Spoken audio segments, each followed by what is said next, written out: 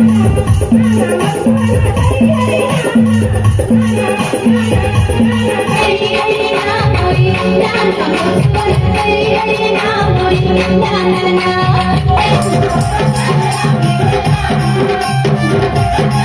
आप सभी का स्वागत है गया के महाशिवरात्रि मेला में।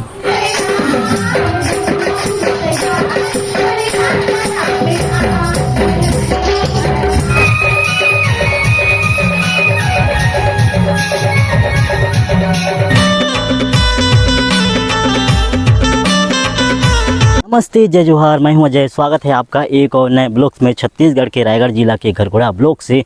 दोस्तों, आज है 27 फरवरी 2025 और मैं जा रहा हूं आज गया। क्योंकि महाशिवरात्रि के उपलक्ष्य में आज यहाँ मेला का आयोजन किया गया है। इसमें अभी दोपहर को सुबह नृत्य प्रतियोगिता रखा गया है, जिसका प्रथम पुरस्कार है 11,001, द्वितीय है 7,001। इस प्रकार 9वां तक इनाम रखा गया है, पुरस्कार रखा गया है। और आज रात को यहाँ नाटक प्रतियोगिता भी रखा गया है। मतलब कि यहाँ मेला है और नाटक पुरस्कार रखा गया है, जिसमें पहला है 40,001, दूसरा है 30,001, 25,001। इस प्रकार 5वां तक इनाम है और सांत्वना पुरस्कार समिति द्वारा अलग से दिया जाएगा। तो फिलहाल अभी चलते हैं और यहाँ का सुबह नृत्य का आनंद लेते हैं। देखते हैं कहाँ कहाँ से आए हुए हैं और चलिए चलते हैं, आपसे सीधा मिलते हैं गया में।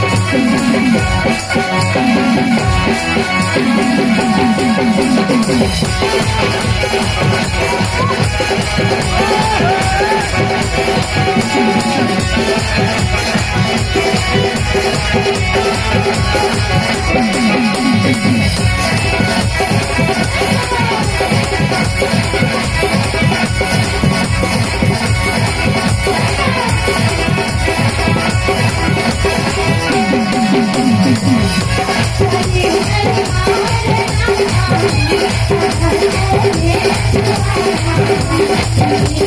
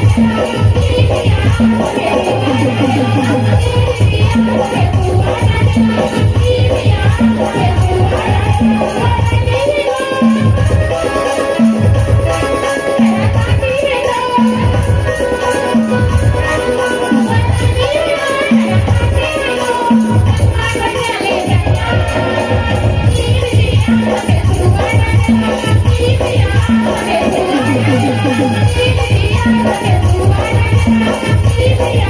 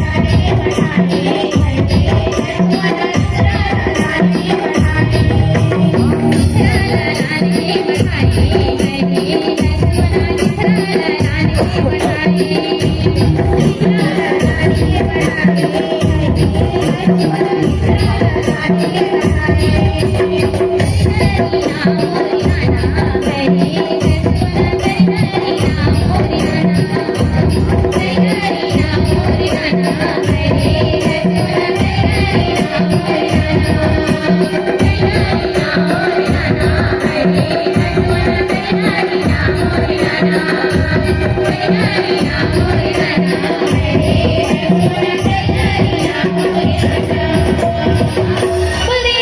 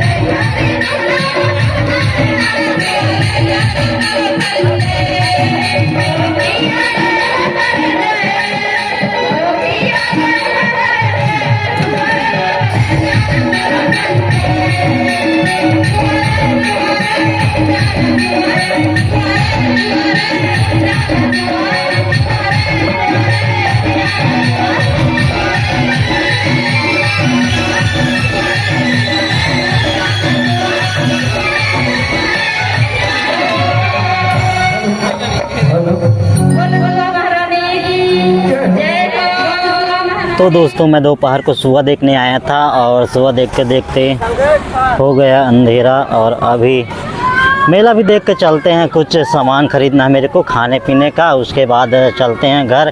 मैं सोच रहा था शाम को चले जाऊंगा, उसके बाद रात को फिर आऊंगा, बट अभी घूम के चले जाते हैं क्योंकि बज चुका है 8:30 और इस तरफ देख सकते हो मस्त लगा है झूलने के लिए बच्चों के लिए, और अंदर में मार्केट दुकान वगैरह लगा है, तो घूम के आते हैं।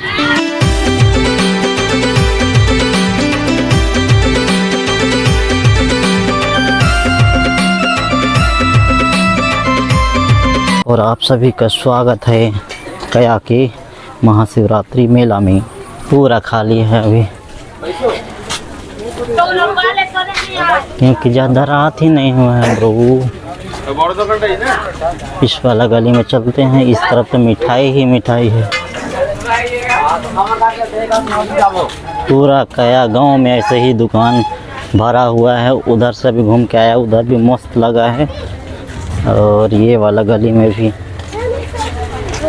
फ़िलहाल इसमें जाऊंगा तो जहाँ सुबह डांस हो रहा है वहीं पीपल पेड़ के नीचे मंच के पास निकालेगा। दोस्तों यहाँ नाटक एक ही ठो है और नाटक नहीं आया। और इनाम, फर्स्ट इनाम है 40,000, दूसरा है 30, तीसरा है 25,000, और इस प्रकार चौथा या पाँचवा तक है। उसके बाद जो सांत्वना पुरस्कार है उस समिति द्वारा दिया जाएगा। बाकी नाटक एक ही है।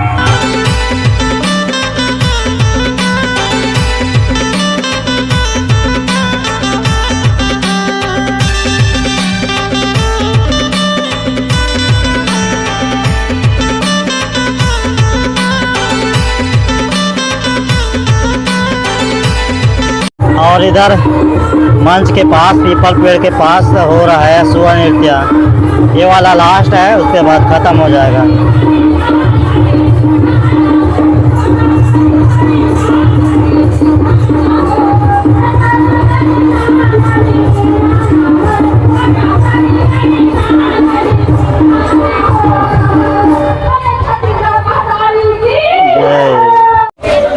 तो यार सुबह से आया हुआ था, थक भी गया हूँ। निकलते हैं घर। देख लिए बहुत सारा, और पीछे साइड गली में भी लगा हुआ है। बाकी उधर नहीं जाऊँगा, यहीं से रिटर्न होते हैं।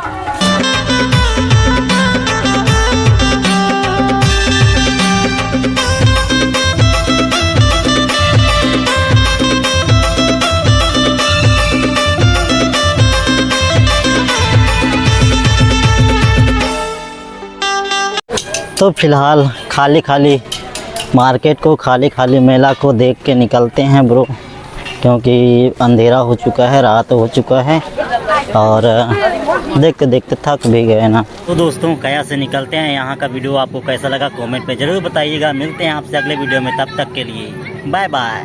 हम हो गए तुम्हारे, तुम हो गए हमारे, तेरे संग में सुहाने नज़ारे सजना।